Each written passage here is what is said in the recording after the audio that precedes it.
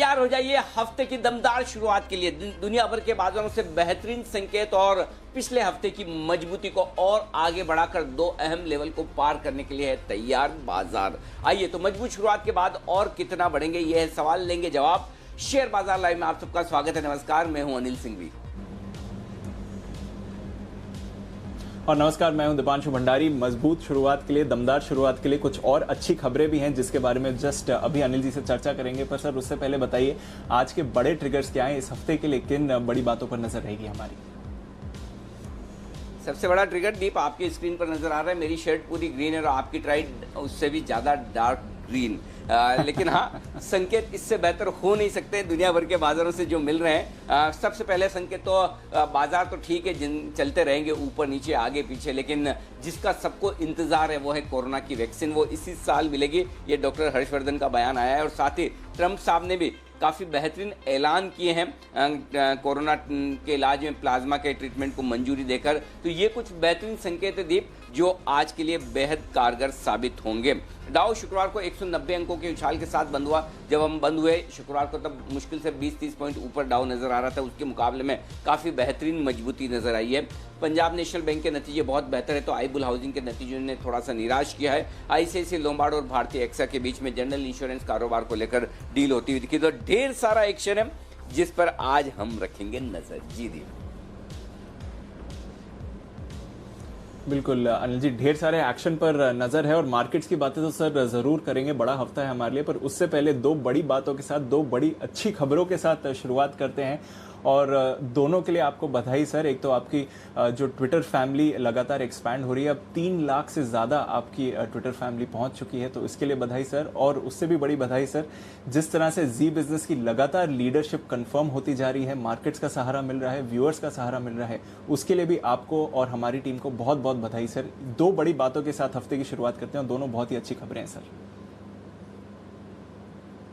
बिल्कुल दीप, और आप सबसे पहले तो सारे 3 लाख फैमिली मेंबर्स का बहुत बहुत शुक्रिया, धन्यवाद भरोसा रखने के लिए, प्यार जताने के लिए। और परिवार तो जितना बड़ा हो, जितना भरा पूरा हो, वो अच्छा लगता है। और जाहिर सी बात है कि परिवार अगर बढ़े और स्पीड से बढ़े तो इसका कहना ही क्या। तो काफ़ी स्पीड से जो परिवार बढ़ता हुआ दिख रहा है, वो वाकई में बड़ी खुशी की बात है हम सब के लिए। लेकिन उससे बड़ी खुशी की बात दीप ये है कि आपकी, हमारी टीम की मेहनत काफ़ी रंग लाती हुई दिख रही है। और मैं हर बार यही कहता हूँ कि हम नंबर गेम में पढ़ते नहीं हैं, लेकिन ठीक है, जब एक हफ्ते में एक साथ दो बढ़िया खुशियाँ मिले तो खुशियाँ बांटनी चाहिए। खुशियाँ बांटने से बढ़ती है, दुख बांटने से कम होते हैं। तो क्यों न खुशी में हमारी पूरी एक्सटेंडेड फैमिली, हमारी ट्विटर फैमिली, हमारे दर्शक, आप पूरी टीम शामिल हो। यही वजह है कि मैंने ट्वीट करके बताया। और जाहिर सी बात है कि अगर आप नंबर 1 तो हैं ही, खैर उसमें कोई नई और बड़ी बात नहीं है, लेकिन जब मार्जिन्स बढ़ता हुआ दिखता है,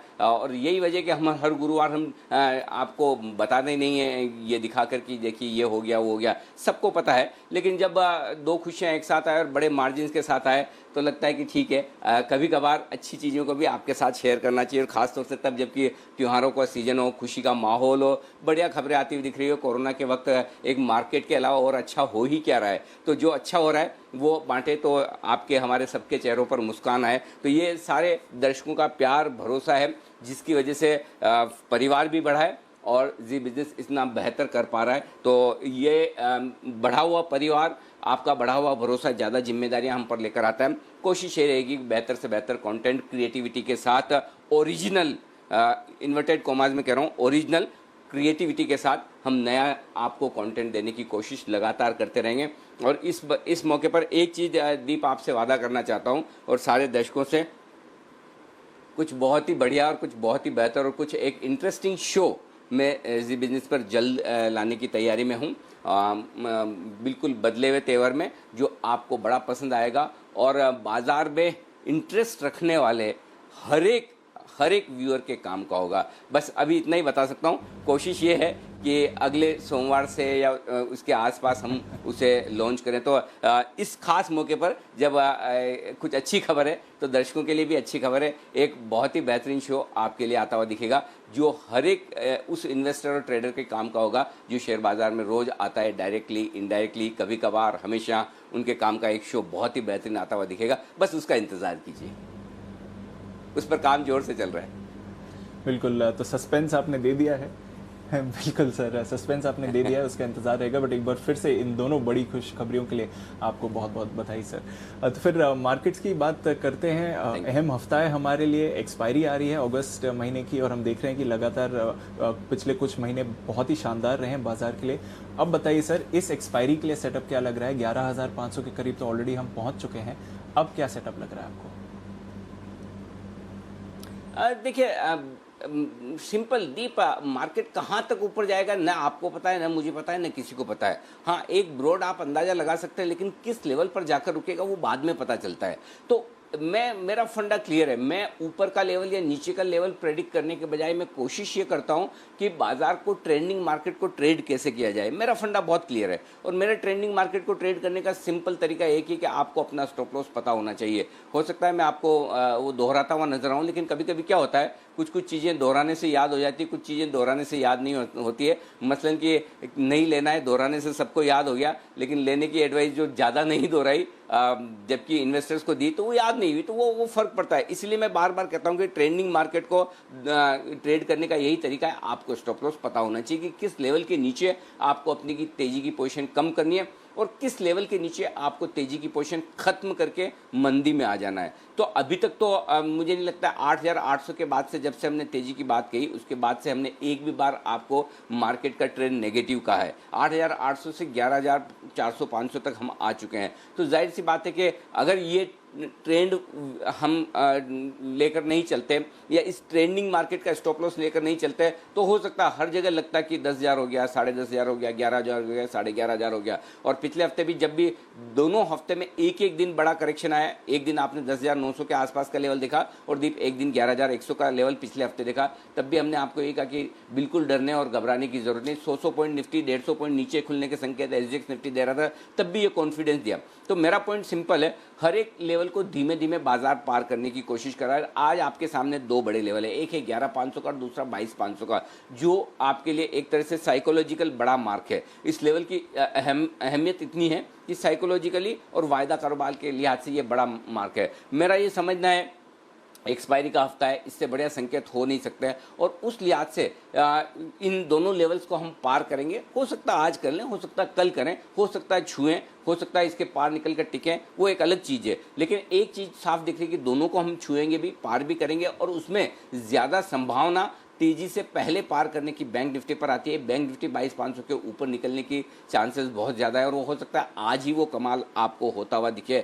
तो वहाँ पर मुझे ज़्यादा मजबूती, ज़्यादा स्ट्रेंथ नज़र आ रही है दीप। और इसके अलावा एक और बड़ा फैक्टर है जिस पर मैं डिस्कस करूंगा, जो मुझे आज के बाजार के लिए बड़ी तेजी के संकेत देता हुआ दिख रहा है, वो भी मैं आगे बताऊंगा। लेकिन ओवरऑल इसमें कोई डाउट नहीं कि ये बहुत ही बेहतरीन ट्रेंडिंग मार्केट है, और इस मार्केट में अभी भी दमखम बाकी है। करेक्शन आएगा, कब आएगा और किस वजह से आएगा ये पता नहीं। देखिए, फंड फ्लोज की वजह से और तकनीकी तौर पर बाजार का करेक्शन आना नहीं है। अगर बाजार का करेक्शन आना है तो किसी न्यूज़ फ्लो की वजह से आएगा। वो न्यूज़ क्या होगी और कब आएगी उसका हमें पता नहीं, और जब जिस चीज़ का हमें पता नहीं उसकी हम चिंता करते नहीं। हम सिर्फ इतना जानते हैं कि हमारा स्टॉप लॉस कहाँ है, और जब तक उस स्टॉप लॉस को ट्रिगर ना होता दिखे तब तक आपको तेजी में बने रहना है। सिंपल।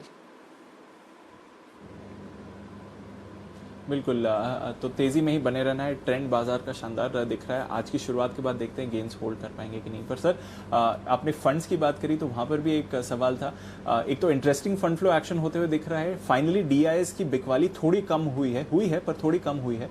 पर एफआईएस की तरफ से काफी अच्छा एक्शन देखने को मिला सर, स्पेशली जिस तरह से फ्यूचर्स में भी एक्शन था, कैश में भी था।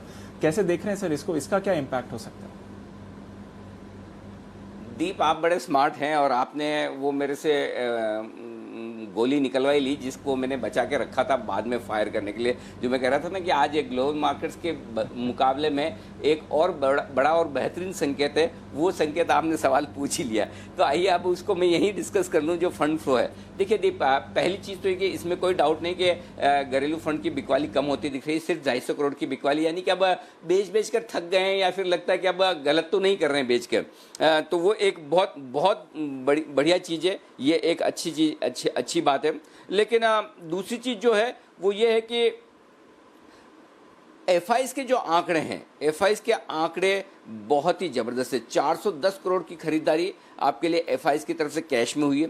1236 करोड़ के इंडेक्स फ्यूचर्स खरीदे। अब आप देखिए एक्सपायरी के हफ्ते में आने के ठीक पहले, मतलब आने के ठीक साथ में 1236 करोड़ के उन्होंने इंडेक्स फ्यूचर्स खरीदे, 315 करोड़ के स्टॉक्स खरीदते, तो स्टॉक्स में 700 करोड़ की खरीदारी होगी, 1200-1300 करोड़ की खरीदारी इंडेक्स में होगी, तो डायरेक्शनल खरीदारी 2000 करोड़ की, ये बड़ा फिगर है। तो आज की तेजी में अगर सबसे बड़ा कारण है, मैं आपको कह रहा हूं, आप चाहे ग्लोबल मार्केट खराब भी है तब भी आपके बाजार तेजी से भागते थे, क्योंकि एफआईज के डेटा बहुत दमदार है। अब मैं दूसरा डेटा बताता हूं दीप, ये तो सबको समझ में आ रहा है, जो सबको नहीं पता है वो डेटा मैं आपको बताता हूं। 681 करोड़ की खरीदारी हुई है एफआईज की ऑप्शंस में, और वो जो ऑप्शंस में खरीदारी हुई है उन्होंने सारे के सारे जो खरीदे हैं, ज़्यादातर जो लॉन्ग किया है वो कॉल्स लॉन्ग किया है। कॉल लॉन्ग करने का मतलब है आप तेजी कर रहे हैं, और जो बेचा है वो पुट बेचा है, यानी वो भी आप तेजी कर रहे हैं। तो इन डेटा में भी लॉन्ग शॉर्ट दोनों मिलाकर लॉन्ग की तरफ डेटा काफ़ी ज़बरदस्त है।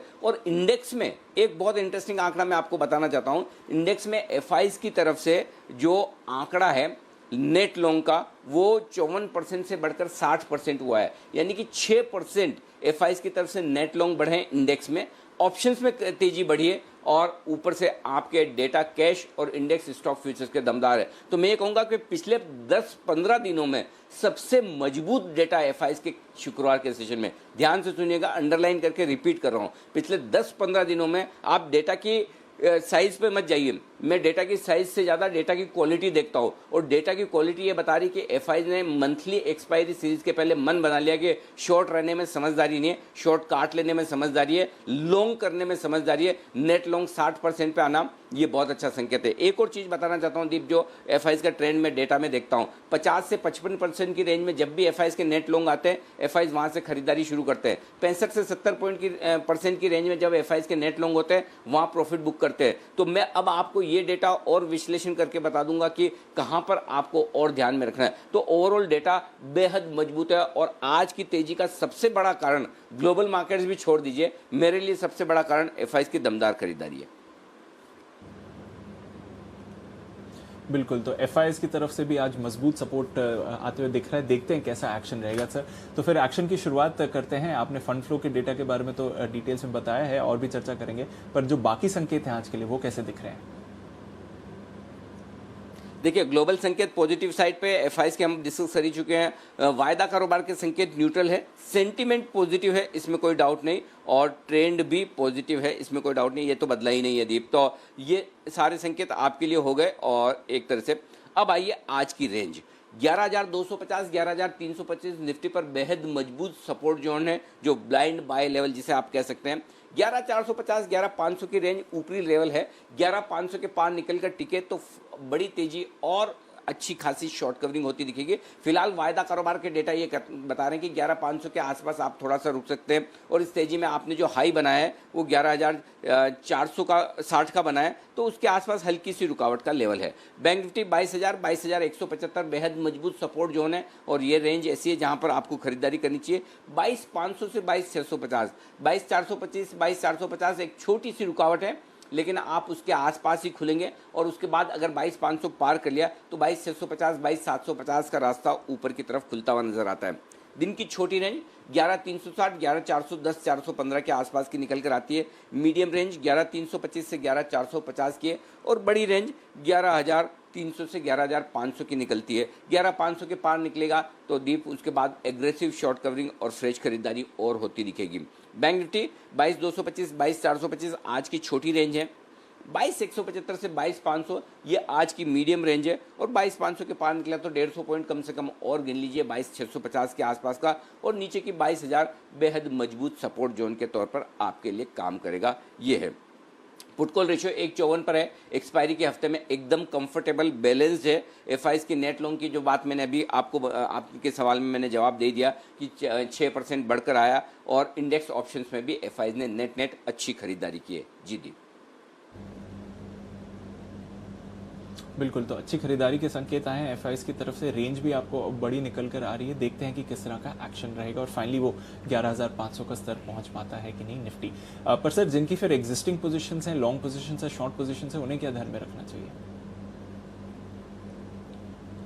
11,300 स्टॉप लॉस हमने थोड़ा ऊपर खींचा है 50 पॉइंट, 11,250 से 11,300 किया है और बैंक निफ्टी पर 100 पॉइंट ऊपर खींचा है 21,900 से 22,000, थोड़ा थोड़ा ऊपर लेके जाएंगे। इंट्राडे ट्रेडर्स के लिए तो मेरे ख्याल से दीप 22,150 175 भी काफ़ी होगा स्टॉप लॉस, लेकिन फिर भी बैंक निफ्टी थोड़ा नटखट है तो 22,000 सेफर साइड पर, ये भी ट्रिगर नहीं होगा, चिंता न करें। शॉर्ट पोजीशन पर stop loss well defined clear cut है। वैसे तो आपको शॉर्ट रहना नहीं चाहिए क्योंकि जो लेवल्स हैं उस हिसाब से आपके स्टॉप लॉसेस ट्रिगर हो चुके हैं, लेकिन फिर भी अगर किसी ने अभी तक नहीं किया और अभी भी होल्ड करा है 11,500 आखिरी लेवल है, उसके पार तो शॉर्ट रहने का कोई मतलब है नहीं। और जिनको और छोटा रखना हो 11,460 का भी रख सकते हैं जो अब तक का है। ये 22,500 ये क्लियर कट बैंक निफ्टी पर स्टॉप लॉस है अगर आपकी शॉर्ट पोजीशन है तो। नई पोजीशन बनानी है, निफ्टी खरीदिए 11,290 के स्टॉप लॉस के साथ, 11,410 जिसके आसपास हम खुलने के संकेत दे रहे हैं, 11,450 और 11,490 ये 3 लेवल के लिए खरीदारी करनी है। अब 11,500 के पार निकल कर टिकेंगे तो फिर फ्रेश खरीदारी के बारे में सोचेंगे। एक बार 11,500 के आसपास आप चाहें तो शॉर्ट करने का चांस ले सकते हैं।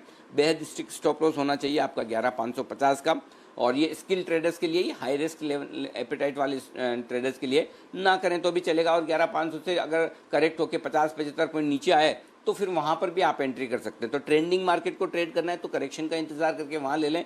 और अगर आप बहुत स्किल ट्रेडर हैं, 25-50 पॉइंट 75 पॉइंट के हिसाब से आप घूमना जानते हैं तो फिर आप 11,500 के आसपास एक चांस ले सकते हैं शॉर्ट करने का, लेकिन स्टॉप लॉस स्ट्रिक्ट आपका 50 पॉइंट का होना चाहिए। 11,460, 11,425, 11,400, 11,375 ये टारगेट होंगे जिनके लिए आपको करनी है शॉर्ट पोजीशन।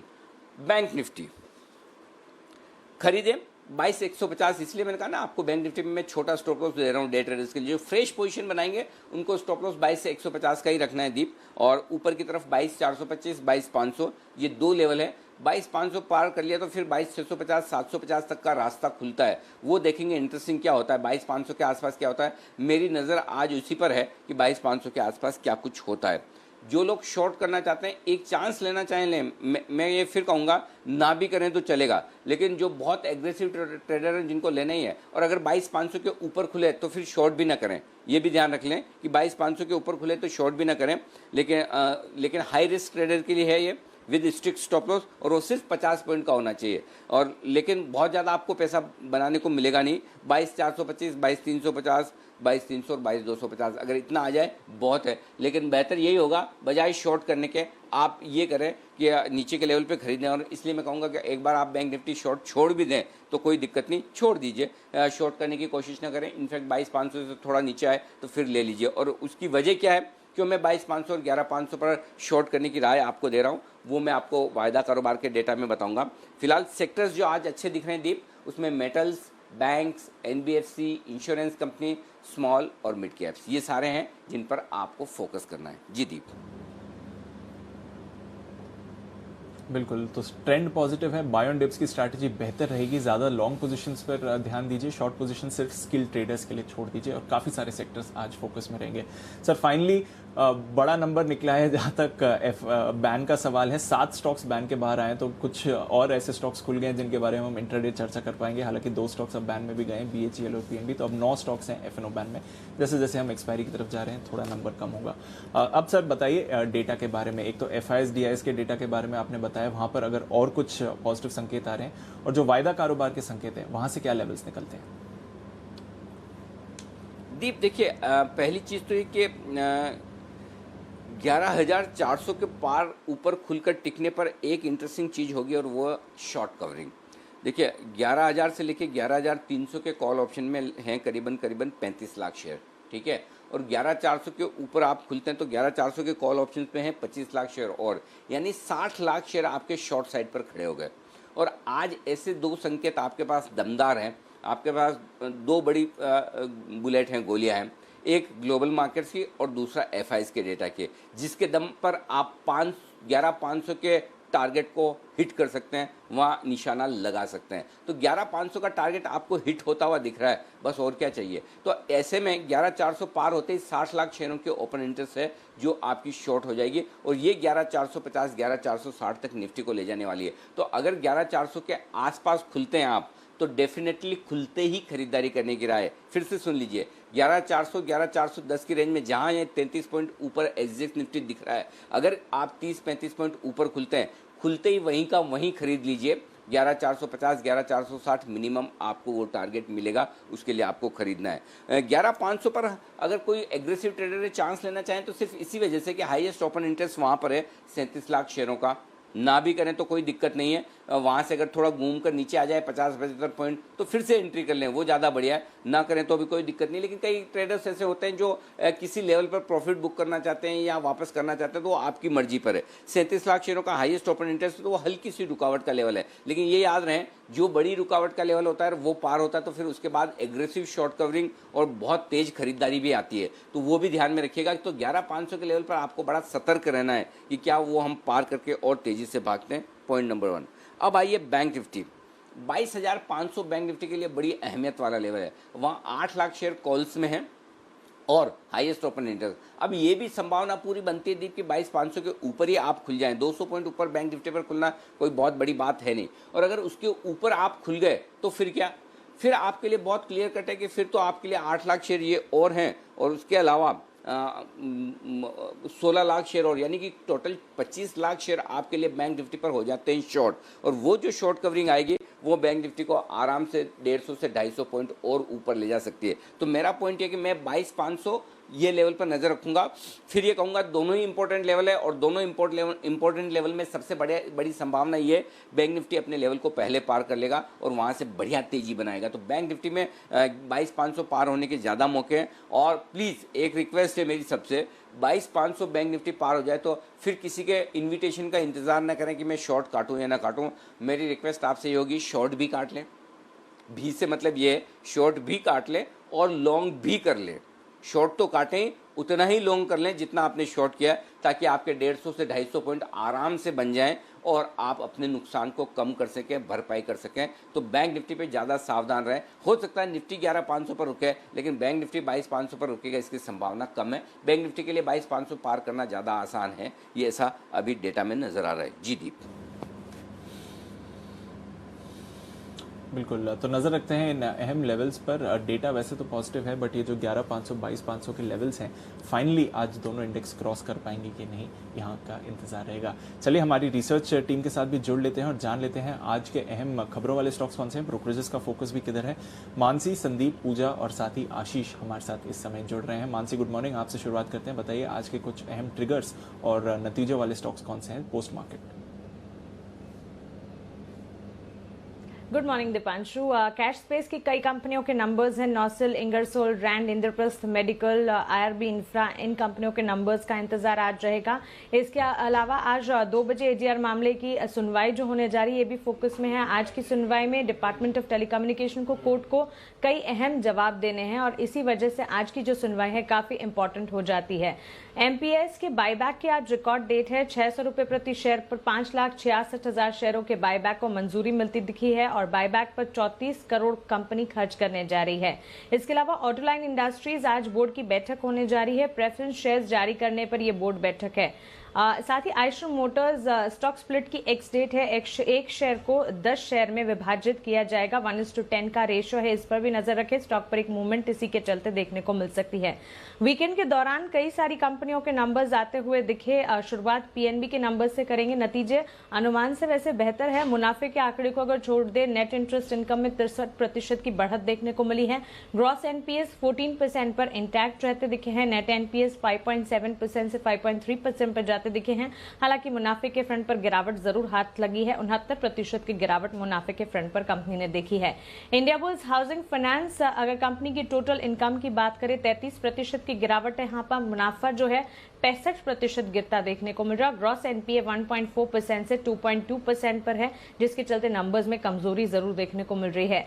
कंपनी के प्रदर्शन पर बयान कंपनी के मैनेजमेंट ने जारी किया है। उनका कहना है कि लोन बुक और एयूएम्स में गिरावट का दौर जो है वो खत्म हुआ है और FY21 में एयूएम में 12% की ग्रोथ का अनुमान भी वो जता रहे हैं। कैश की कुछ कंपनियों की अगर बात करें, सबसे पहले union bank of India, company के नतीजे, कंपनी की नेट इंटरेस्ट इनकम जो है 2,518 करोड़ से 6,403 करोड़ पर जाती हुई दिखी है। मुनाफा 224 करोड़ से 332 करोड़ पर जाता दिखा है। ग्रॉस एनपीए 14% पर इंटैक्ट रहे हैं। वहीं नेट एनपीएस 5.4% से 4.9% पर तिमाही आधार पर जाते दिखे हैं। ओके, ये हैं कुछ अहम नतीजे जो मार्केट्स बंद होने के बाद आए थे। जानते हैं संदीप के साथ कुछ और ऐसे नतीजे और साथ ही खबरों वाले स्टॉक्स। गुड मॉर्निंग संदीप, बताइए। Good morning Deepanshu. कुछ रिजल्ट्स की पहले बात करें तो गॉडफ्रे फिलिप्स इसके नंबर्स आए थे और नंबर्स कमज़ोर हैं।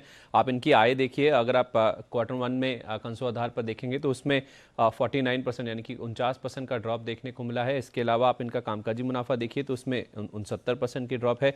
25% के पार वाले मार्जिन से आप देखिए 15% पर आ गए और मुनाफे में भी 53% से ज़्यादा का ड्रॉप इस बार देखने को मिला। तो नंबर्स ओवरऑल देखा जाए कंसो आधार पर साल दर साल आपको कमज़ोर नजर आएंगे। मिंडा इंडस्ट्रीज, इसके नंबर्स भी आपको कमज़ोर नजर आएंगे। 71% इनकी आय में कमजोरी आई है। कामकाजी फ्रंट पे कंपनी मुनाफे से घाटे में आ गई है। जहां 172 करोड़ रुपए का मुनाफा था कामकाजी फ्रंट पे, 72 करोड़ रुपए का ही यहां पे इन्होंने लॉस पोस्ट किया है और 12% वाले मार्जिन -17% पर आ गए और प्रॉफिट था 56 करोड़ रुपए के आसपास का, उसके सामने 119 करोड़ रुपए का घाटा पोस्ट किया है। तो मुनाफे से घाटे में कंपनी आई है, ना केवल नेट लेवल पे बल्कि कामकाजी फ्रंट पे भी। IFGL रिफ्रैक्टरीज, इसके नंबर्स भी कमजोर आते हुए दिखे हैं। आय में आप देखें 20% का ड्रॉप है। अगर साल दर साल देखें 203 करोड़ का नंबर आया और 13.5 करोड़ वाला मुनाफा 10.25%, तो 25% का ड्रॉप यहां भी देखने को मिला है। ऑयल इंडिया नंबर्स यहां पे भी कमजोर है स्टैंड ऑन बेसिस पे। अगर आप क्वार्टर ऑन क्वार्टर बेसिस पे देखें तो ये कंपनी भी मुनाफे से घाटे में आई है। इनकी जो आय है उसमें करीब 33% का ड्रॉप आया है और जो मुनाफा था 925 करोड़ रुपए का, उसके सामने करीब 250 करोड़ रुपए के आसपास का घाटे का नंबर इन्होंने पोस्ट किया है। अदर इनकम में बड़ा ड्रॉप देखने को मिला है। करीब 1000 करोड़ का नंबर था, वो घटकर 130 करोड़ रह गया और डिप्रिसिएशन में भी बढ़त हुई है, जिस वजह से नंबर्स आपको कमजोर नजर आएंगे। हैरिसन्स मलयालम, यहाँ पे भी नंबर्स कमजोर आए हैं। आय इनकी 18% घटी है और लॉस जो है, जो घाटा है, वो बढ़ता हुआ दिखा है। पहले ये घाटा 6.8 करोड़ था, वो बढ़कर 7.5 करोड़ होता हुआ दिखा है। तो नंबर्स यहाँ पे भी आपको वीक नजर आएंगे। लेकिन अच्छे नंबर्स अगर आप देखें इस पूरे पैक में तो रोजारी बायोटेक जो हाल फिलहाल की लिस्टिंग है, आय जरूर घटी है 14.5%, लेकिन बाकी नंबर्स आप देखिए, खासतौर पे इनका कामकाजी मुनाफा 6.25% बढ़ा है। मार्जिन जो 17.5% वाले थे वो 21.5% के पार हो गए और मुनाफे में भी 9.9% की जो बढ़त है वो ऐसे चैलेंजिंग माहौल में भी इस कंपनी ने पोस्ट करी है। तो उस लिहाज से नंबर्स अच्छे कह सकते हैं। कुछ खबरों की बात करें तो ICICI लोम्बार्ड इस स्टॉक पर नजर रखिए। भारतीय एक्सा जनरल इंश्योरेंस के साथ इन्होंने डील का ऐलान किया जिसमें मर्जर होगा। वैल्यू जो है डील की वो करीब 2700 करोड़ रुपए के आसपास की आंकी जा रही है।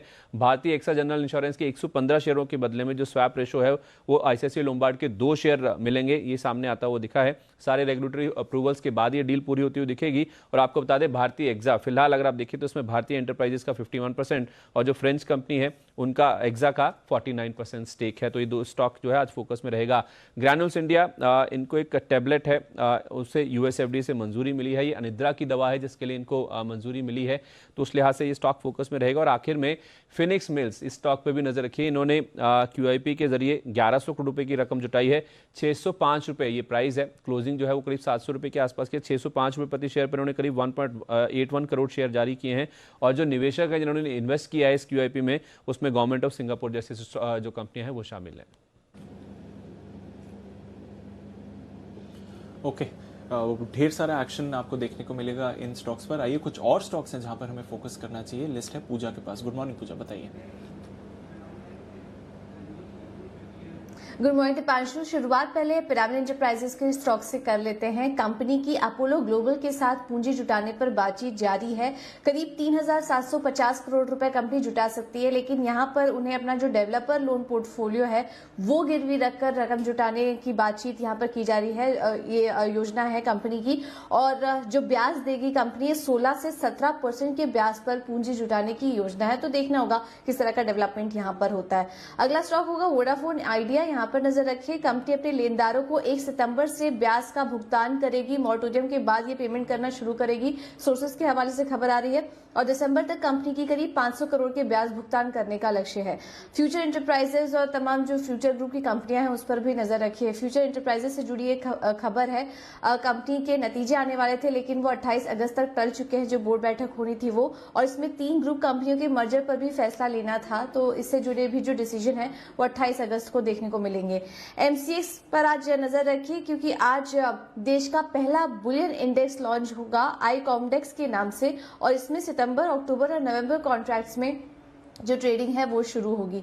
कुछ केमिकल स्टॉक्स भी आज फोकस में रहेंगे, जैसे कि Punjab chemicals, Gujarat alkalis, Tata chemicals जैसे स्टॉक पर नजर रखिए, क्योंकि खबर आ रही है कि कोरिया से जो फॉस्फोरिक एसिड के इंपोर्ट होता है उस पर 5 साल के लिए सरकार ने एंटी डंपिंग ड्यूटी लगा दी है। इसके अलावा A to Z इंफ्रा भी फोकस में रहेगा। कंपनी को एक बड़ा ऑर्डर मिला है एयरटेल से, कंपनी को करीब 104 करोड़ का ऑर्डर मिला है। ये ऑर्डर फाइबर इंस्टॉलेशन के लिए दिया गया है कंपनी को। इसके अलावा कुछ बड़े फंड एक्शन भी हुए हैं, कुछ प्रमोटर की तरफ से भी खरीदारी और बिकवाली देखी गई है। क्रॉम्पटन रीजन पावर में KKR ग्रुप ने कुछ शेयर्स बेचे हैं, करीब 1.8 करोड़ शेयर्स की बिकवाली की है। 16 रुपए 95 पैसे प्रति शेयर के भाव पर यह बिकवाली देखने को मिली है। हिस्सेदारी करीब 2.89% बैठती है। इसके अलावा Sudarshan chemical industries, ICICI prudential mutual fund ने कंपनी के करीब 9.5 लाख शेयर्स खरीदे हैं। 430 रुपए प्रति शेयर के भाव पर ये खरीदारी देखी गई है और यहाँ पर भी जो हिस्सेदारी है वो 1.37% की हिस्सेदारी खरीदी गई है ICICI प्रूडेंशियल म्यूचुअल फंड की तरफ से। कुछ प्रमोटर एक्शन भी देखे गए हैं। JSW स्टील में लगातार प्रमोटर की तरफ से खरीदारी देखने को मिल रही है और अभी 17 से 18 अगस्त के बीच JTPM मेटल ट्रेडर्स ने कंपनी के करीब 10.5 लाख शेयर्स की खरीदारी की है और आरती इंडस्ट्रीज में प्रमोटर्स की तरफ से बिकवाली हुई है करीब 1.13 लाख शेयर्स की और 18 से 20 अगस्त के बीच ये बिकवाली देखने को मिली। ओके, ढेर सारा एक्शन एक बार फिर से देखने को मिल रहा है। कई स्टॉक्स खबरों में है और कुछ फंड एक्शन, प्रमोटर एक्शन भी है। आइए अब देख लेते हैं कि ब्रोकरेजेस का फोकस इस सुबह के दर है FIR में।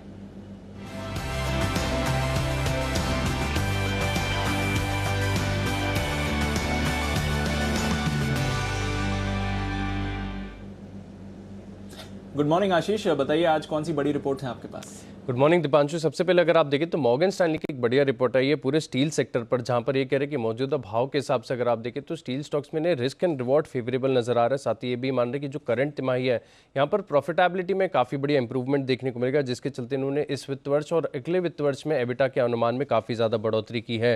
टाटा स्टील यहाँ पर ओवरवेट की रेटिंग को बरकरार रखा है, लक्ष्य 435 से बढ़ाकर 565 कर दिया, 428 शुक्रवार की क्लोजिंग है। JSPL में भी अगर आप देखें तो यहाँ पर भी ओवरवेट की रेटिंग को बरकरार रखा है, लक्ष्य 215 से बढ़ाकर 280 कर दिया है। JSW स्टील पर इक्वल वेट की रेटिंग बरकरार है, लक्ष्य 232 से बढ़ाकर 320 कर दिया, 281 शुक्रवार की क्लोजिंग है। लेकिन सेल पर ये थोड़े से नेगेटिव नजर आ रहे क्योंकि अंडरवेट की रेटिंग को बरकरार रखा है, लक्ष्य लेकिन जो है 30 रुपए से बढ़ाकर 43 रुपए कर दिया, 42 रुपए 50 पैसे शुक्रवार की क्लोजिंग है। इसके अलावा अगर आप देखें तो इंडिया बुल्स हाउसिंग फाइनेंस यहाँ पर नतीजों के बाद मॉर्गन स्टैनली की रिपोर्ट आई और यहाँ पर इनका जो मैनेजमेंट की तरफ से स्ट्रॉन्ग कमेंट्री आ रही है रिकवरी को लेकर, इसको चलते ये स्टॉक पर पॉजिटिव है। हल्के अंडरवेट की रेटिंग को बरकरार रखा है, लेकिन लक्ष्य जो है 75 से बढ़ाकर इन्होंने 120 रुपए कर दिया है। PNB पर अगर आप देखें तो मॉर्गन स्टैनली की रिपोर्ट है, इनके मुताबिक अगर आप देखें तो मोरेटोरियम अभी भी काफी ज्यादा बढ़ा हुआ है और प्रोविजनिंग काफी ज्यादा देखने को मिली थी, जिसके चलते मुनाफे पर असर है। इसके लिए अंडरवेट की रेटिंग को बरकरार रखा, 25 रुपए के लक्ष्य के लिए 35 रुपए 75 पैसे शुक्रवार की क्लोजिंग है। ऑयल इंडिया यहाँ पर फोकस करना होगा, CLSE की रिपोर्ट है, बिकवाली की राय को बरकरार रखा है, 60 रुपए के लक्ष्य के लिए 100 रुपए जो है शुक्रवार की क्लोजिंग है। और इनके मुताबिक अगर आप देखें तो 30% जो कीमतों में गिरावट आई है गैस की कीमतों में, ये स्टॉक के लिए नेगेटिव माना जाएगा। ICICI लोम्बार्ड यहाँ पर नजर रखनी होगी, आखिरी रिपोर्ट है, CLSE की रिपोर्ट है, खरीदारी की राय को बरकरार रखा है 1560 रुपए के लक्ष्य के लिए। और ये इनका मानना है कि भारतीय एक्सा का जो मर्जर होगा वो EPS डाइल्यूटिव होगा, लेकिन कंपनी जो है मोटर इंश्योरेंस सेगमेंट में सिग्निफिकेंट मार्केट शेयर गेन करती हुई नजर आएगी।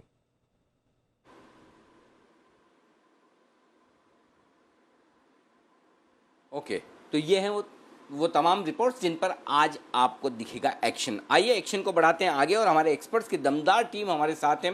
करते हैं स्वागत पिक ऑफ द डे के बिगुल के साथ, कुणाल जी, राकेश जी, वागले साहब, बाकी सारे एक्सपर्ट्स का।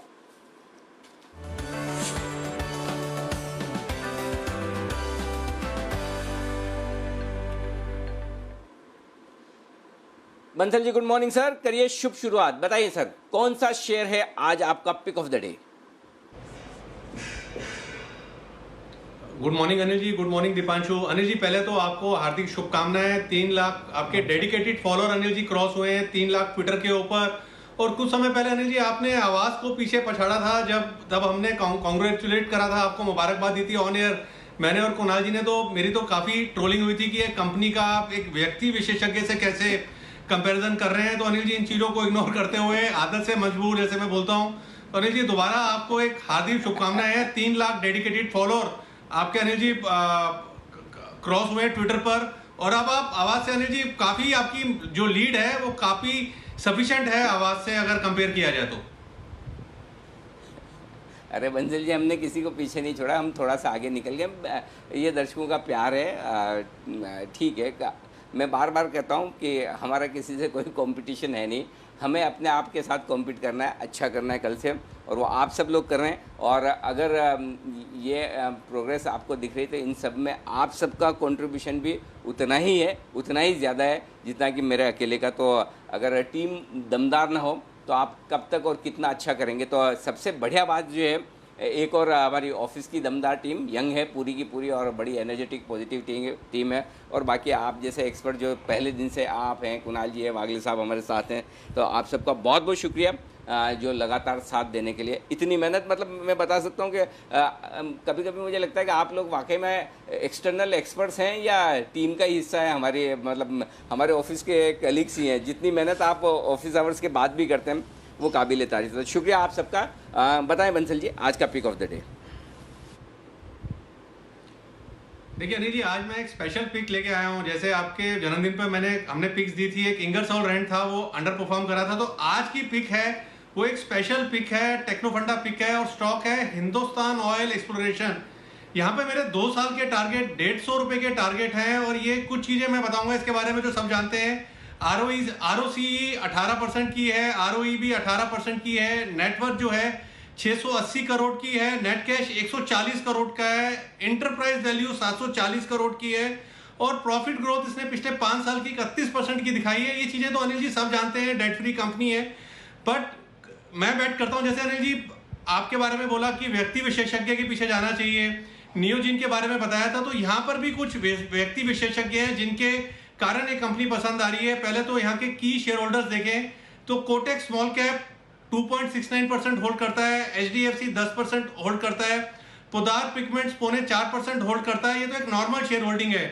अब यहाँ पे अनिल जी अगर शेयर होल्डिंग देखी जाए तो कोई प्रमोटर नहीं है, बट एक्चुअल में प्रमोटर है अशोक कुमार गोयल जी, SL प्रोपेक वाले 13.96% होल्ड करते हैं, और रोहित राजगोपाल धूत जी 2.29%, धूत इंडस्ट्रियल 4.69%। तो इनकी डिफरेंट कंपनीज हैं, तो अशोक कुमार गोयल जी और धूत जी लगभग 25% के आसपास कंट्रोल करते हैं, और ये लोग एक्चुअली प्रमोट कर रहे हैं, कंपनी को मैनेज कर रहे हैं। उसके बाद पी एलेंगो जो कि केन इंडिया के MD थे, अब तो केन इंडिया मर्ज हो गई है, उनका 4.25% स्टेक है। जो कंपनी के CFO हैं उनका 4.25% स्टेक है। मुकुल महावीर अग्रवाल जी का 1.25% स्टेक है। तो ये चीजें अनिल जी जो यहाँ पर एक ट्रिगर लाती हैं, और एक और ट्रिगर जो यहाँ अच्छा लगता है वो ये है कि इसका एक ब्लॉक है जो कि दिसंबर में ऑपरेशनल होगा, और उस ऑपरेशन के बाद इसकी टॉप लाइन बॉटम लाइन एकदम बदल जाएगी। जिस तरीके से होटल स्टॉक्स भागे हैं इन एंटीसिपेशन कि लॉकडाउन के बाद लाइफ नॉर्मलसी में आएगी और होटल स्टॉक्स को मार्केट ने डिस्काउंट करा है, मेरा ऐसा मानना है कि यहाँ पर दिसंबर का जब ब्लॉक ऑपरेशनल होगा उससे पहले डिस्काउंटिंग शुरू हो जाएगी और एक बड़ी रैली आएगी। तो 2 साल का नजरिया बना के हल्की फुल्की करेक्शन पे हिंदुस्तान ऑयल एक्सप्लोरेशन को खरीदने की राय है। 150 के टारगेट के लिए 75 के नीचे की क्लोजिंग है, तब यहां से निकलना है, तब टेक्निकल पैटर्न डिस्टॉर्ट होगा।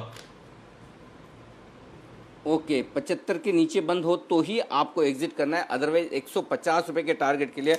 तो बंसल जी ने मुझे गिफ्ट दे दिया आज इस बड़ी खुशी के मौके पर, दोहरी खुशी के मौके पर। तो बंसल जी शुक्रिया, आपके गिफ्ट मुझे टाइम पे मिल जाते हैं, एक्सेप्ट समझ तो गए होंगे आप, जो 2-3 बाकी है जो मुझे ही मिलने हैं, बाकी ये तो सारे दर्शकों को मिल ही रहे।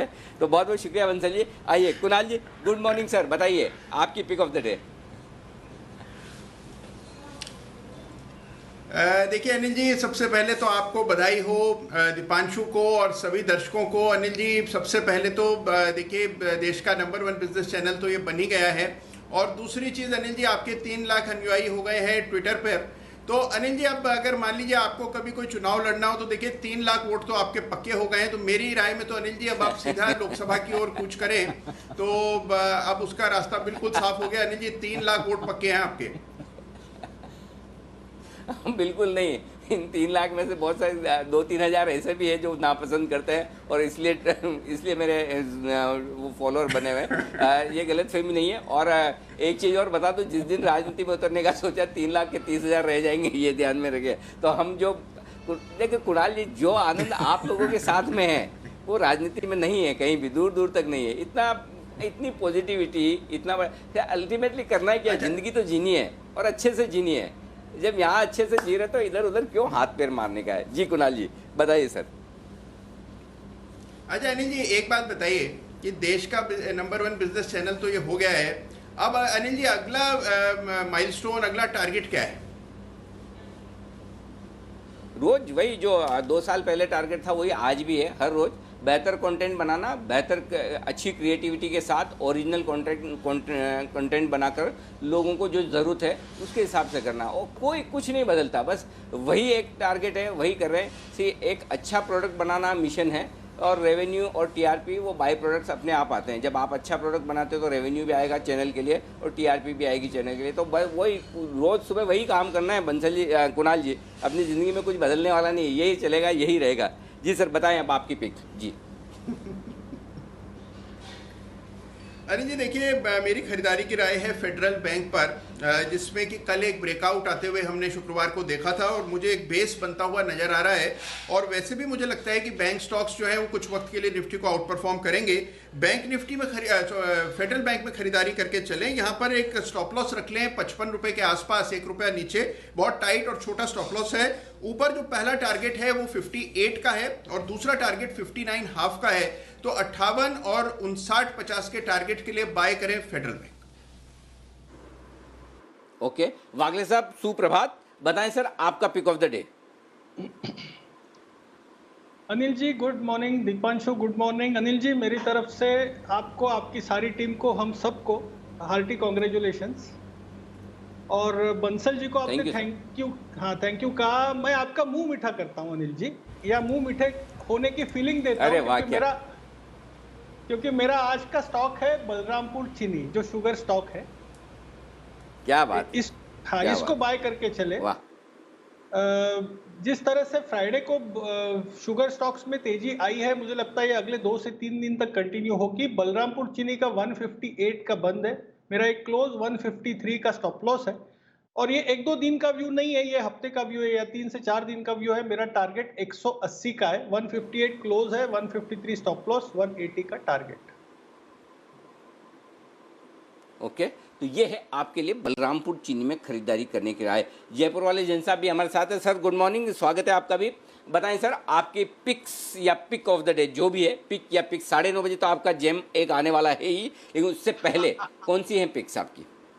क्या बात है। सबसे पहले Anil ji very good morning and congratulations. मैंने तो 299 जब हुआ था आपका, तो मैंने 99 का फेयर बोल के एक ट्वीट किया था और आपके लिए और कॉन्ग्रेचुलेशंस। मैं बोल रहा हूँ कि ये 1 लाख 2 लाख 3 लाख, मुझे याद है पहली बार जब आपने 10,000 पे ट्वीट किया था, 50,000 पे जब आप नहीं थे तब 50,000 हो गए थे जब आप ऑफ चैनल थे, फिर 1 लाख पे किया। अब मुझे लगता है Anil ji you will be the most followed TV personality in equity markets, ये फॉर श्योर है और ये मिलियंस में जाएगा, दैट इज फॉर श्योर। जो मुझे उम्मीद और मुझे पूरा कॉन्फिडेंस है इस बात पे अनिल जी। तो मैं तो हरदम बस यही प्रार्थना करूंगा कि हम सब, हमारी टीम बनी है और अच्छे से यूं ही चलती रहे। एक्चुअली में आपने सही कहा, हम लोग एक्चुअली टीम की तरह सब लोग काम करें, जितने भी पैनलिस्ट है सब लोग। अब हम लोग शुरू के दिनों से आपके साथ हैं and we will always be there Anil ji. Number 2 Anil ji, मैं थोड़ा सा 1 मिनट और लूंगा। 6 अगस्त के बाद मैं पहली बार ऑफिस से शो कर रहा हूं और 6 अगस्त को मैंने हिंट दी थी अनिल जी की थोड़ी सी मेरी तबीयत गड़बड़ है। उस दिन मैं कोरोना पॉजिटिव आ गया था एंड नाउ मैं कोरोना से उभर गया हूं and I am back to my office. आज पहली बार मैं ऑफिस से शो कर रहा हूं और पूरे 18 दिन 20 दिन के विराम के बाद। बट मैंने कहीं भी शोज में कोई भी कॉम्प्रोमाइज नहीं किया और मैंने शायद सबसे ज्यादा शोज भी इसी पीरियड के दौरान किया है। कई मतलब 11 शोज, 10 शोज, 10 बार प्रेजेंस शायद चैनल पे आई है। So thank you so much for everything Anil ji. सब लोगों ने काफी कोऑपरेट किया। मेडिटेशन और मेडिकेशन ये बहुत जरूरी है। जैन साहब आपके हिम्मत और जज्बे को सलाम है। आपके लिए वाकई में एक स्टैंडिंग ओवेशन बनता है, तालियां बनती है। हमें तो पता भी नहीं चला कि आपको वाकई में कोरोना आपने महसूस नहीं होने दिया और जिस तरह से फाइट करके आए हैं, वाह, ये तो मतलब बड़ा सरप्राइज है। हम तो मस्ती की पाठशाला भी फ्राइडे करे थे, कहीं ऐसा दूर दूर तक लगा नहीं। जबरदस्त, मानना पड़ेगा, काबिले तारीफ। यही तो जोश और जज्बा है जिसने जी बिजनेस को नंबर 1 बनाया है। ये लोग है ना, मुझे क्रेडिट देते हैं, एक्चुअली क्रेडिट आप जैसे लोगों को है जो हमारे साथ में, जो इतना इस माहौल में भी इतने बड़े मनोबल के साथ काम कर रहे हैं। मान गए जैन साहब, आप ऐसे ही जैन साहब नहीं है यार, मतलब हेड्स ऑफ, जबरदस्त। जी जी, थैंक यू सर। सर मैंने आपको वो बोला था कि आपके साथ शो करता हूं तो तबीयत ठीक हो जाती। एक्चुअली में अगर मैं शोज नहीं करता तो मैं ज्यादा डिप्रेस रहता, ज्यादा परेशान रहता, और मैं जानबूझ के उस दिन पिंक टी शर्ट पहना था और आपने महसूस कर लिया पिंक ऑफ द हेल्थ, और मैं जानबूझ के ये आपसे कहलवाना चाहता था कि आप ऑन स्क्रीन बोले पिंक ऑफ द हेल्थ। देखिए, बिना कोई सेटअप के, बिना कोई सेटिंग के, कोई चैटिंग के, आप सीधा पिंक ऑफ द हेल्थ बोले। That was the reason. तो कोरोना से डरना नहीं है, कोरोना से लड़ना है, ये चीज पूरी समझ में आ गई। जितना हवा, जितना डर बना रखा है वैसा नहीं है। मेडिकेशन प्रॉपर होना चाहिए, मेडिटेशन करना चाहिए, और इंडियन जो नेचुरोपैथी वाली जो पूरी चीज है, बस एक ही चीज का डिफरेंस था कि मैं दवाइयां ले रहा था, बाकी पूरा नेचुरोपैथिक वे में घरेलू इलाज और थोड़ी बहुत दवाइयां जो थी वो ली। But everything is very fine now. मैं और मेरी वाइफ के हुआ था, बाकी मेरे घर में सब नेगेटिव है। तो बस आप चैनल के माध्यम से मैं बोलना चाहता था। लोग बात पहले बोलते हैं पॉजिटिव होते ही ट्वीट करते हैं, बट मैंने नेगेटिव होने के बाद ट्वीट किया, क्योंकि मुझे लग रहा था कि फोन्स आएंगे, मैसेजेस आएंगे। एनीवेज अनिल जी, सो आज एमसीएक्स पे भी आज उनका बुलियन इंडेक्स लॉन्च होने वाला है। So I am bullish about MCX, but मैं आज स्टॉक रेकमेंड नहीं कर रहा हूं क्योंकि ये ऑलरेडी प्राइस्ड इन है। और मैंने फ्राइडे की शाम को जो शो किया था उसमें मैंने वेस्ट कोस्ट पेपर इंट्राडे पे दिया था, आईसीआईसीआई सिक्योरिटीज मैंने पोजिशनल पिक के तौर पे दिया था, और इकरा जो कि लॉन्ग टर्म पिक के हिसाब से दिया। मुझे लगता है कि ये फाइनेंशियल सर्विसेज वाली जो इंडस्ट्री है ये अच्छा करेगी, तो इकरा लॉन्ग टर्म पिक के तौर पे दिया था। पहले मैंने क्रिसिल दिया था, बट आज मुझे ऐसा लगता है पेपर स्टॉक्स चूंकि काफी उसमें रहेंगे, तो Star Paper can also perform. West Coast Paper, Star Paper दूसरा देख सकते हैं। टीटी के प्रेस्टीज मैंने हॉकिंस दिया था, टीटी के प्रेस्टीज जो कि मैंने भी दिया हुआ है, विकास जी ने भी दिया हुआ है TT K Prestige pick of the day के हिसाब से। तो कुल मिला के TT K Prestige, Star Paper, ICICI bank, ये 3 तो पिक्स ऑफ द डे है। और मार्केट में मुझे लगता है जिस तरीके से मिड कैप स्मॉल कैप में पार्टी चल रही है अनिल जी, ये वही 12-15 दिन है हमारे जो कि चल रहे हैं। तो मुझे लगता है कि मैंने तो थोड़ा सा मिस किया था, बट ये 12-15 दिन वाली चीज चल रही है और खूब तेजी लगती है आने वाले 2-4-5 दिन जी। तो ये है आपके लिए ढेर सारी पिक्स जो आई है इस वक्त जैन साहब की तरफ से। आइए कुछ और स्टॉक्स जो आज रहेंगे एक्शन में। पंजाब नेशनल बैंक पीएनबी बेहतरीन नतीजे पेश किए हैं बाजार बंद होने के बाद शुक्रवार को, तो यहाँ पर रिजल्ट्स के दम पर एक्शन बढ़िया दिखने वाला है। वागले साहब चार्ट्स देखकर जरा बताइए। और सबसे बढ़िया बात यह है कि बैन में आ गया, तो अब जिनके पास है उन्हीं को एक्शन लेना है। तो कहां तक ऊपर जाए तो प्रॉफिट बुक करें, क्या करना चाहिए? फ्रेश खरीदारी तो हो नहीं सकती। भेल और पीएनबी दोनों आज बैन में। अनिल जी, बिल्कुल फ्रेश खरीदारी तो हो नहीं सकती। ये स्टॉक चला भी है पिछले कुछ दिनों से या मे बी एक आध हफ्ते से। मुझे नहीं लगता ये स्टॉक 37-3750 को, may be on an outer side 38 को क्रॉस कर पाएगा। तो वहां के आसपास एनीवेयर बिटवीन 37 एंड 38 एक बार मेरे हिसाब से अगर आप प्रॉफिट में तो बुक कर लेना चाहिए। और फ्रेश पोजीशन की कोई गुंजाइश नहीं है। इसमें बड़ी तेजी 39-3950 के ऊपर ही स्टार्ट होगी। ऑन द डाउन साइड 3450, 35 के नीचे, अगर 34 के नीचे जाएगा तो ये वीक होगा। ये आपके लिए इंडिया बुल्स हाउसिंग फाइनेंस, यहाँ पर नतीजे आए और ये नतीजे हैं कमजोर, बैन में है स्टॉक ऑलरेडी। जिन लोगों की तेजी की पोजीशन है कुणाल जी उनको बता दें स्टॉप लॉस कहाँ लगाना है।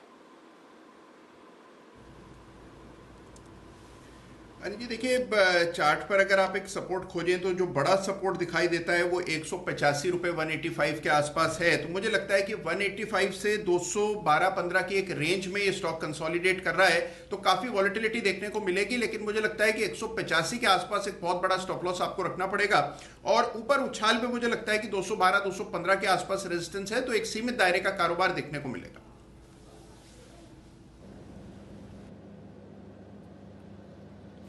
ओके, ये है आपके लिए 2 बड़े नतीजों पर रिएक्शन, इंडिया बुल्स हाउसिंग और साथ ही नजर रखें जहां तक पीएनबी का भी सवाल है, दोनों ही नतीजों पर रिएक्ट करेंगे।